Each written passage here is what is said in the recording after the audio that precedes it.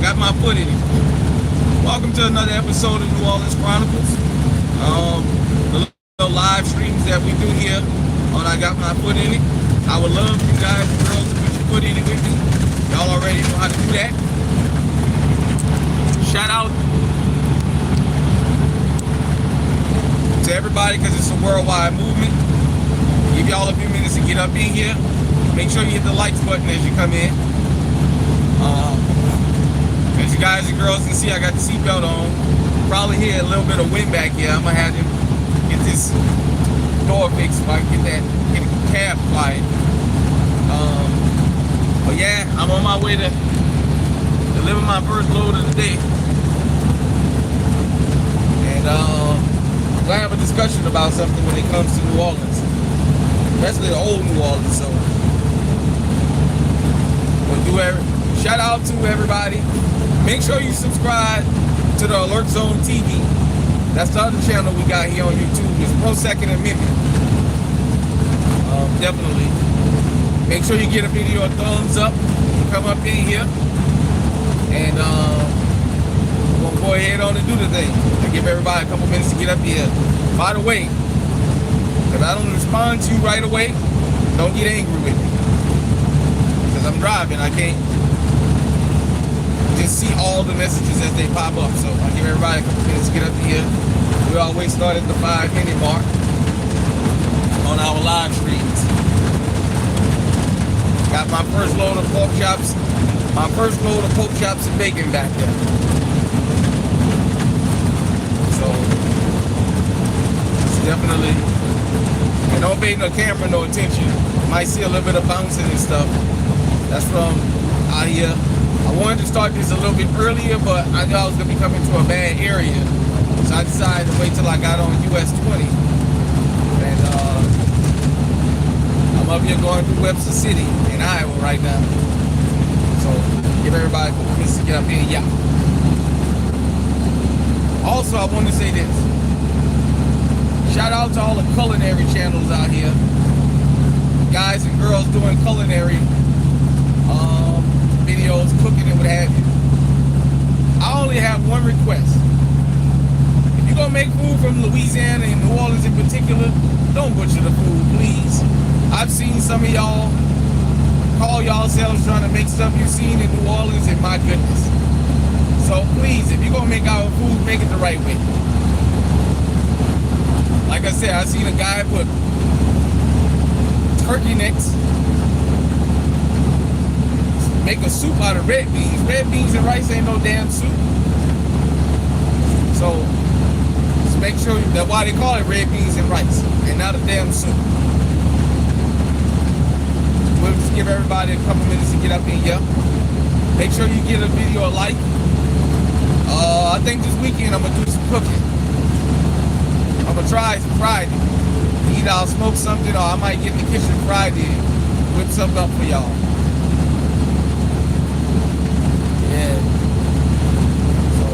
Like I said, make sure you give every video a like, share it, make sure you sub to the channel, definitely, that's the most important thing. We got merch coming later this year too. That'd be a good way for you to support the channel, through the merch. That helped me purchase things that I need so I can show you guys and girls how this goes. So we'll start rolling at the 5-minute mark. Make sure you get a video a like. Too bad I don't have my damn tablet.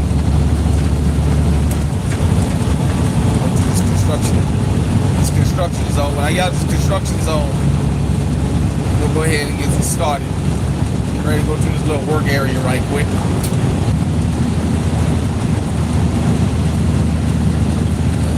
And I hope everybody having a good day though, like I say.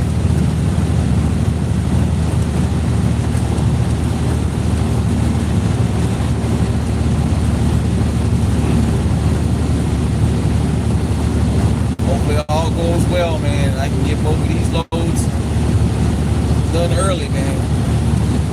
I can be done early tonight. I can get inside and play my Nintendo Mini Anniversary Edition, play some Contra.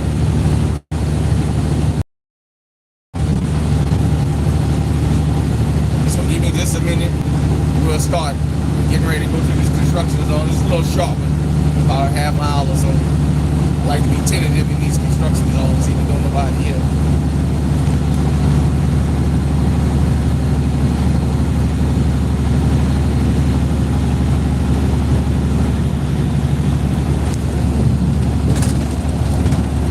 I'm not sure if you're trolling me or what. If you're gonna troll me, that's fine. Make sure you give me a like.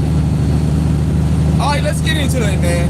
So I wanted to talk about New Orleans culture, and there's something about New Orleans culture a lot of people don't want to talk about, but we're going to have an honest conversation about it.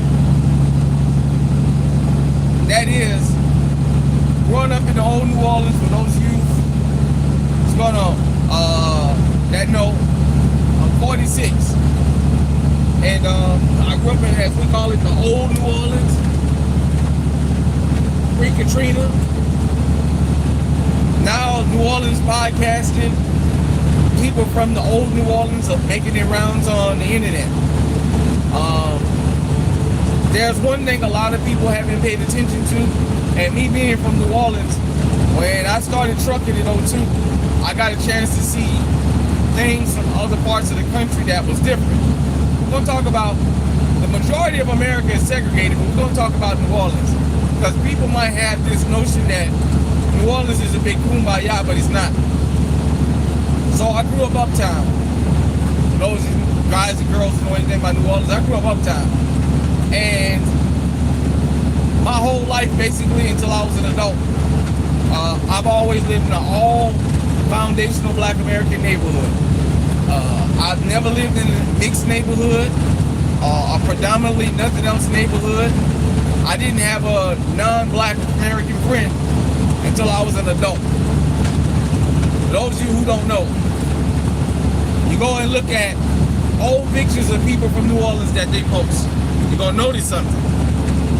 You don't see nobody posting pictures with any other racial groups. You hardly ever see that. Now, I'm speaking specifically about Orleans Parish. I'm not talking about Jefferson. I'm not talking about St. Tammany. I'm not talking about St. Bernard or St. John. I'm strictly talking about uptown, downtown. I can say 90% of New Orleans, and I'm not just talking about the blacks, I'm talking about the whites, the Asians, and Vietnamese village. Besides business and maybe festivals, we never mixed with each other. Growing up in New Orleans, I was in the 10th grade the first time I had a non-Black American classmate. I was going to Coin then, back in 94, 95. I had a white guy named Billy in science. I had a white guy named Corey and a white girl named Yvette in English too. I was cordial with them, but we never was like friends. Other than that, yeah, I graduated from Reed out in New Orleans East, Sarah T. Reed. That was the most interesting school I've ever been to, and I'll tell you guys more about that. But anyhow, like I was saying about New Orleans culture, even now that a lot of non-blacks have came to New Orleans, there's still no, like, as they say, getting along like this. Still segregated. White kids grew up around number white kids. We didn't have a Hispanic community growing up. The few Hispanics that they had there was Hondurans, and they stayed maybe in a 3 or 4 block radius, and it wasn't a bunch of their children. It was just some adults that were sending money back home to their home country. The Arabs have Arabic. The Vietnamese have Vietnamese village. Now, the Africans that we had down there, and the Asians and the Jamaicans, I don't know where they lived at, but they didn't live amongst us. But yeah, I grew up segregated. Like I said, we seen the first interactions and our only interactions for a lot of us, unless you grew up in the East. Now, if you grew up in the East, your experience might be a little bit different. But for us in the city, as we call it,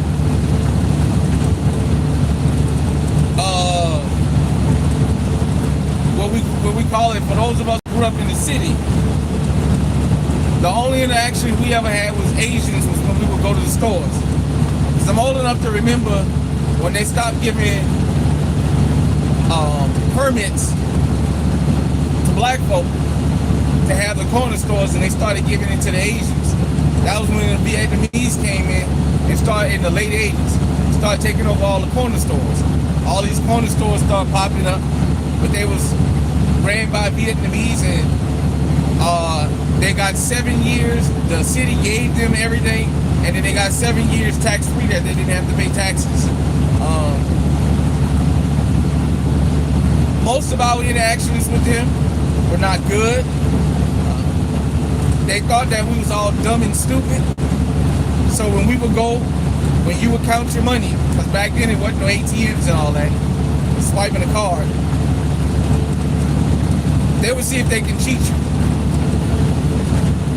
When you would come in the store, a lot of times they had nasty attitudes, like that whole "you hurry up and buy."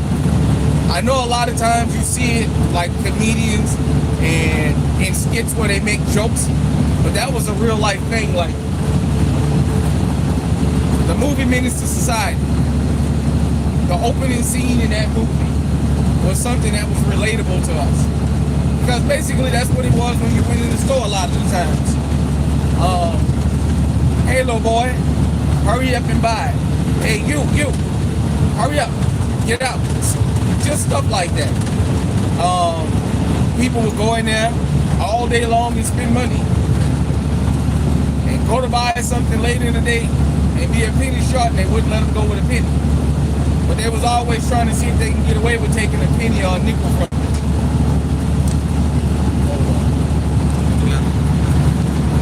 What's going on, Nickel Box? Appreciate you. Hello, sorry. Like I said, if I don't see your message right away, don't get angry, because I'm driving. But like I was saying, growing up, all my friends, everybody I went to school with, it was all FBAs, all foundational black Americans. Back in the 80s, we used to have this thing in school where we would have like an Africa Day, where we would have to come to school, like dashikis and stuff. You would go to the French market and buy it. In the French Quarter, down by the French market. It was the Africans in the town that got the city to stop doing it by the late 80s, so wasn't no more of that. But yeah, so I grew up segregated. Like I said, the signs didn't say no blacks allowed, but we knew whites stayed with whites, blacks stayed with blacks, the Asians stayed with the Asians. And that was just that. That was an unwritten rule, and I can tell you, you go and talk to anybody from Orleans Parish right now, that's, I say, 35 and up, they'll tell you, unless you went to McMain or De La Salle, basically you went to all black school, or you went to a school where never is been. Now some of these Catholic schools might have been a little bit different. Holy Ghost, maybe Holy Ghost had a, not sure. But like I said, now if you grew up in the East, maybe you have a friend that's Vietnamese, I don't know. I know when we moved to the East in 95, my 11th and 12th grade year, I went to Reed, and all the classes segregated, straight up. The Vietnamese sat with the Vietnamese, and the blacks sat with the blacks. I can remember one class, we had a white guy up in there. His hair used to look like Sideshow Bob. The teacher had him sitting next to her. He sat next to the teacher's desk. So I didn't grow up with integration or in an integrated school. Now I did have, my first grade teacher was white. Miss Pendleton, shout out to Miss Pendleton. Miss Pendleton was a good teacher. The next white teacher I had after that was Mr. Martin. In 8th grade, I had Mr. Wooten in the 9th. And Miss Burrow, oh my goodness. And that was it. Every other teacher I had was black. So, there's a lot of things that New Orleanians, especially us, didn't experience that other experience, but it's something never talked about. But if you go and look at Terry Gangster Williams or old photos of Birdman, if you notice, you don't ever see them in pictures with non-black people. I don't mean like why when they out on a concert. I mean just regular day-to-day life. All the old pictures that they putting up on social media of people when we grew up before Katrina, it's all black folk. The white folks that have pictures that survive, I'm pretty sure that all the pictures they got is just them and white folk. Unless they took a picture at Mardi Gras and you see black folk in the back. But I grew up segregated, you know, and I think a lot of people for a while didn't believe me. Shout out to my oldest daughter, man, my baby. Me and her about that. How much different it is growing up the way we grew up. We don't know what it's like to have a non-black friend, or you know what I mean? It's just straight up all I grew up around. That's why you think all the bounce music, all the second lining and all that New Orleans, the Indians, that's all a black thing. Now I see that CBS and all these people started to do these little segments about the black mass Indians and what have you. I know some of the them Afrikaners that Donald Trump brought here, some of them decided to go to Mardi Gras and they said they weren't too happy about the Zulu parade. Well, I don't know what they see in South Africa, damn it, but the Zulu parade in New Orleans is the Zulu Social and Pleasure Club was an all-black club. I don't know if they're trying to integrate it now, but it was all-black club, 100%. Everybody knew Zulu was our parade and Rex was the white parade. Always white. I've never seen a black king. I don't want people to get this conception of New Orleans that if you go in the French Quarter, that's what New Orleans is. No, that's where the business go on. Outside of the French Quarter, you ain't gonna see blacks and nobody else together. Like I said, even now that some of these neighborhoods start to get less and less P-Town back there. Back there in the hole, as they call it. They got them Ukrainians or whatever they got back there now. They walk the street and go to the store, whatever. They don't speak to nobody. That's a no-no in New Orleans to walk by people and not speak with. They don't have with us like that. They walk right on by you like you ain't standing there. You know what I mean? Now, one thing I will say about native New Orleanians that are white, they would participate more and come into second lines depending on where it was. I'll give them that. Especially like in a downtown area, Tremaine. Mainly you see them under the bridge. They'll come out for Super Sunday downtown, Orleans and Claiborne, if they're gonna have the Indians under the bridge or whatever, they come out for that. But other than that, nah, the Vietnamese, like Mardi Gras. Vietnamese don't come to the, let me rephrase that. They didn't come to the parades with us. You never see the Vietnamese out there. The last time I went to Mardi Gras, the only Hispanic people I seen out there was the ones that I brought with me, my wife and them. Was the only ones that I saw out there. And everybody stare at them in awe like, damn, y'all actually coming out here with us? Mardi Gras was the only time, like I said, we we was around, basically around white folk. Other than that, maybe if you went on Canal Street or you went into a particular business, depending on what the business is, we did business together. But other than that, I grew up segregated, man. And it's just, I'm deciding to talk about it because it's being said without being said. All the old pictures they showing of the people that's making podcasts and stuff from New Orleans, none of them have pictures with people that's not from their community. It's 100% strictly whatever community that they came from. So, it's like the whole thing about this N-word thing.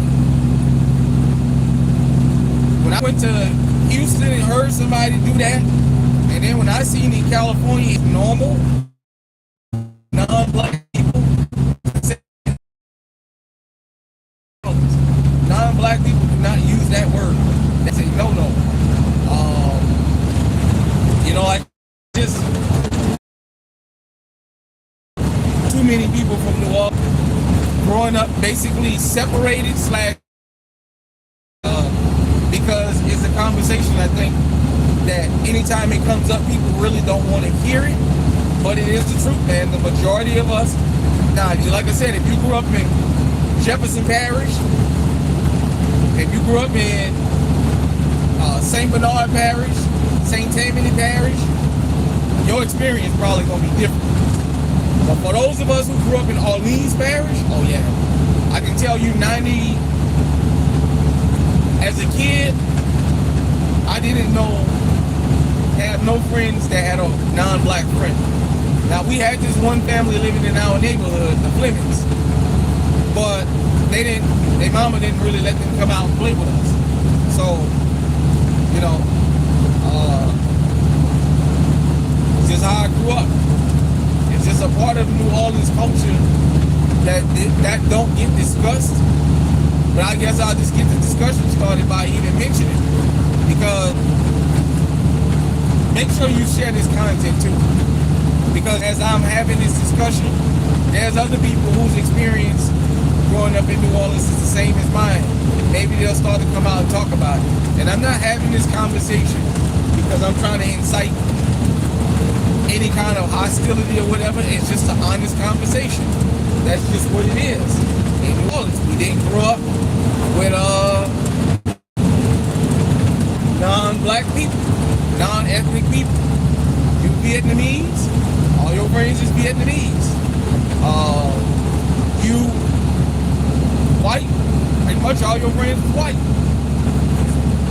If you Asian, like I said, Hispanic, whatever, Black American, all your friends is Black American. That just was the nature of the way we grew up.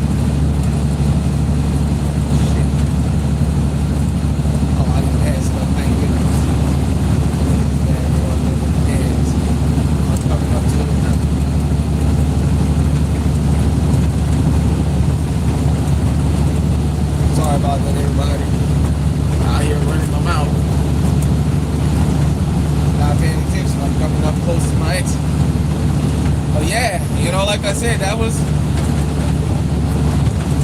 it. We just grew up segregated. Even there was a time for a while I went to a white church, believe it or not. Right there was on Napoleon in St. Charles, First Baptist Church. A predominantly white church. And still didn't have no white friends. I mean, like, we was cordial with each other. I mean, this was a huge church. Had a basketball court and all that. A nursery. I mean, they had it all. But still, I didn't have no, like, once we left church, that was it. We didn't have nobody's phone number. We didn't go sleep over at each other's house, what have you. There's only a couple of them that I remember by name. So, what's going on, Dr. T? I'm having that conversation about how I grew up segregated, and that's a part of New Orleans culture. Like I was explaining, that a lot of people don't understand. They see different shows and stuff about New Orleans, and they think, well, that's the way it is. that is integrated, but it's not. It's never been integrated. It has always been separated. Like I said, there's this thing now, the Black Mass Indians, or as they commonly known, the Mardi Gras Indians. It's starting to be all over and become it's a big conversation that's going on right now in the country. And they tell the story about how basically, because of segregation and the laws, that they wasn't even allowed the bridge. Bourbon Street doing the Jazz Fest. Like I said, we've had times we've been around other people, but we didn't grow up like that. We didn't grow up having integration and whatever it is you was, that's what you grew up around. And like I said, for the last time I went home, I seen non-black people in black neighborhoods, but after talking to people I know, they told us to live in a neighborhood together, but they don't speak to us. So that curtain is still there, you know. And like I said, if you don't believe me, all you got to do is look at all the podcasts and stuff that come out of New Orleans, and basically what everybody know of New Orleans culture is surrounded by foundational black Americans. That's why Jeff Landry, the loudmouth windbag he is, the governor of Louisiana, that's why he's targeting New Orleans so much. He's made it clear how he feel about black folk, and that's fine. He don't care for us, you know. And we come from honest bigotry. That's a big part of the reason New Orleans was so segregated. Remember, Ruby Bridges happened in New Orleans. Nevertheless, this is the way we grew up, segregated, and it's always been like that, and it'll probably always be like that. I don't ever see New Orleans, even if these neighborhoods become mixed, I don't see New Orleans ever being a kumbaya, because a lot of these people that's showing up out of town now.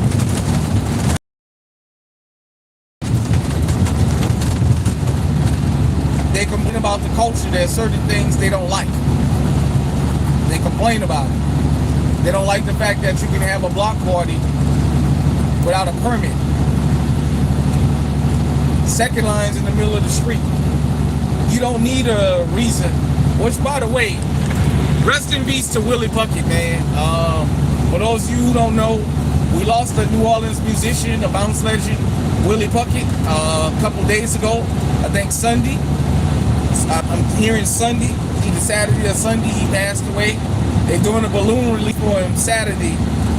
This Saturday coming in New Orleans, and I'm pretty sure they're gonna have a second line band and everything else out there. You know, one thing about New Orleans, we put on for people that we love, man. When they leave, when they pass on, celebrities and what have you. When Frankie Beverly, for those of you who don't know, Frankie Beverly is like a New Orleanian, even though he's from Philadelphia. When Frankie Beverly closed his eyes, they had a big old second line for him down there. So, you know, shout out, condolences to his family. May everything and be with y'all. But yeah, so if you know certain things that people from New Orleans see, that is just totally different to us. The way we taught, there's just a whole lot that we learn that's different from the rest of the country.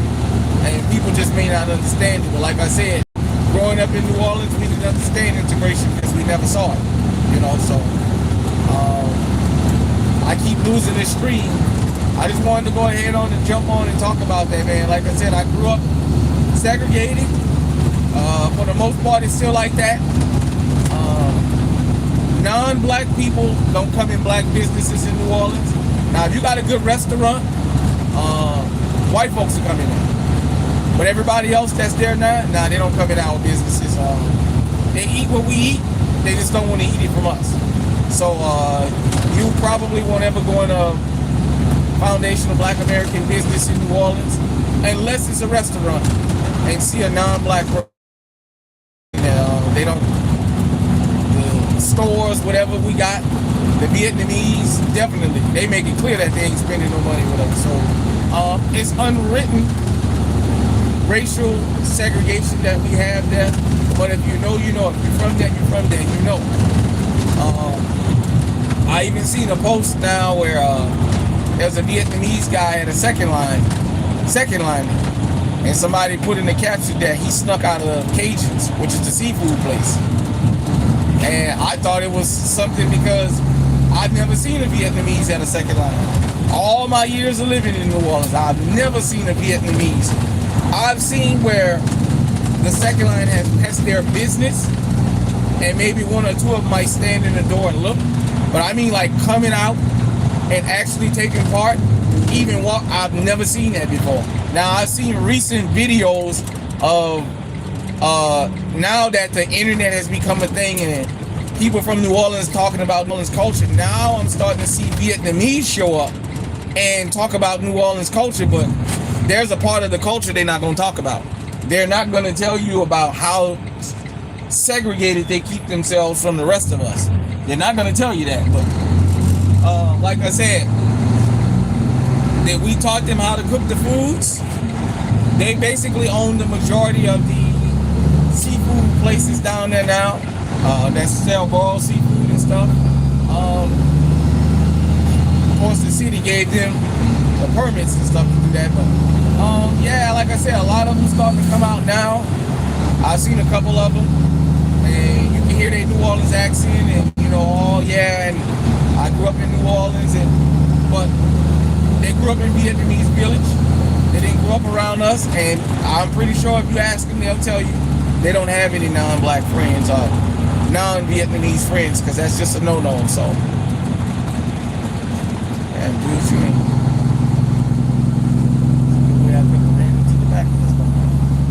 Yeah, but I just wanted to get that started, you know, and let everybody know that we have, we have an Italian community, we have an Irish community.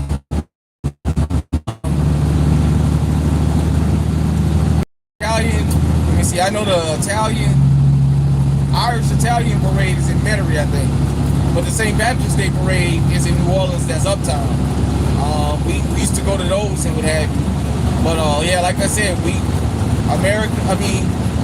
New Orleans basically was a racially segregated city, and my story is not unique to New Orleans. My experience is not unique. I can tell you most people that's from New Orleans, the old New Orleans, can tell you they've never had a non-whatever they are friend. Even the kids from Reed, them Asians, them Vietnamese, they'll tell you, oh no, they've never had a black friend. They might come and ask you for something, maybe you want something in class that they don't, but like just being friends and hanging out, I've never seen it. Down in Metairie, Kenner, and then St. Bernard Parish, or the parish as we call it, and across the river, I've seen, while you might see a couple white guys and a black guy, or vice versa, because it's a little bit different, but in all these parishes, ain't no none of that. Ain't no none of that. So it's unfortunate, but it's the way I grew up, and it's a part of New Orleans culture that nobody talks about. But like I said, you do your research, you don't have to ask. All you have to do is look at the old pictures of people from New Orleans, and you will see if it's a white person, everybody in the picture is going to be white. And pretty much the majority of their pictures that survived Hurricane Katrina, it's just going to be a whole bunch of white folks. That's just the way it is. The same thing for us blacks. You've never seen me post a picture of me as a child with a non-black person. So I wasn't around them like that. It's the way we grew up. So, with that being said,